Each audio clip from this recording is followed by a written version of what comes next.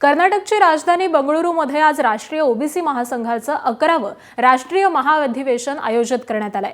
मनोज जरांगे पाटील यांनी आंदोलनाचा इशारा दिल्यानंतर आजच्या राष्ट्रीय ओबीसी महाअधिवेशनाकडे संपूर्ण महाराष्ट्राचं लक्ष लागलंय। मनोज जरांगे पाटील यांच्या आरपारच्या लढाईच्या इशाऱ्यानंतर या अधिवेशनामध्ये ओबीसी आंदोलनाची पुढची दिशा निश्चित होण्याची शक्यता आहे। कर्नाटकचे मुख्यमंत्री डी.के. शिवकुमार त्याचबरोबर महाराष्ट्रातील प्रमुख ओबीसी नेते अधिवेशनाला उपस्थित राहणार आहेत। अधिवेशनामध्ये ओबीसी समाजाच्या 28 प्रमुख मागण्यांवरील ठरावांवरती चर्चा होणार असून त्याकडे महाराष्ट्राचं देखील लक्ष लागलंय।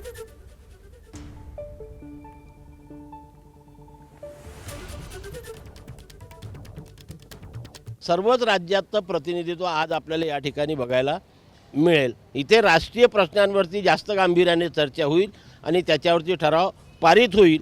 तो विषय निघेल पण त्याच्यावरती ठराव पारित होईल त्याच्यावरती, पण त्याच्यावरती फारशी चर्चा करायची गरज नाही। एकूण किती ठराव आज आणले जाणार आहे? एक 28 ते 30 ठराव आज पारित केले जातील।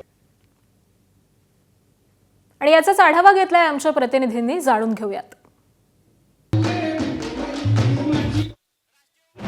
11वं राष्ट्रीय अधिवेशन बेंगलोरच्या मनमोहन सिंग विद्यापीठामध्ये होते। आपण बघू शकतो की व्यासपीठावर सध्या इथे जे लोकल फोक सॉन्ग आहे ते गायलं जात आहे। आणि महत्त्वाची गोष्ट की जर का तुम्ही बघितलं तर या राष्ट्रीय अधिवेशनाला यासाठी देखील महत्त्व प्राप्त झालं आहे की काल मनोज जरांगे यांनी ज्या प्रकारे महाराष्ट्रामध्ये कुणबी जात प्रमाणपत्राला घेऊन एक आपली भूमिका स्पष्ट केली होती, त्यामुळे निश्चितच या राष्ट्रीय ओबीसी महासंघाच्या राष्ट्रीय अधिवेशनामध्ये कोणकोणते ठराव पारित केले जातात हे देखील बघणं महत्त्वाचं आहे। सोबतच जर आपण बघितलं तर महाराष्ट्राचे मुख्यमंत्री यांनी आपला व्हिडिओ संदेश पाठवलेला आहे। त्यामध्ये त्यांनी ओबीसी समाजावर पुढे अन्याय केला जाणार नाही, ओबीसी समाजाच्या संविधानिक हक्काचा जपन केलं जाईल असं सांगितलं। तर कर्नाटकचे मुख्यमंत्री डी.के. शिवकुमार हे देखील थोड्या वेळामध्ये इथे या राष्ट्रीय अधिवेशनाच्या निमित्ताने येत आहेत, त्यामुळे निश्चितच कर्नाटकचे मुख्यमंत्री डी.के. शिवकुमार हे देखील नेमकं काय बोलतात हे देखील बघणं महत्त्वाचं असणार आहे। कॅमेरामॅन मित्रांपर्यंत तुषार कोहळे, एबीपी माझा,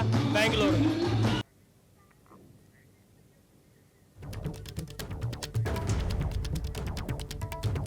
दरम्यान बंगळुरूमधील राष्ट्रीय ओबीसी महासंघाच्या अधिवेशनाला मुख्यमंत्री फडणवीस उपस्थित राहणार नाहीयेत, मात्र त्यांनी व्हिडिओ संदेश पाठवून अधिवेशनाला शुभेच्छा दिल्यात।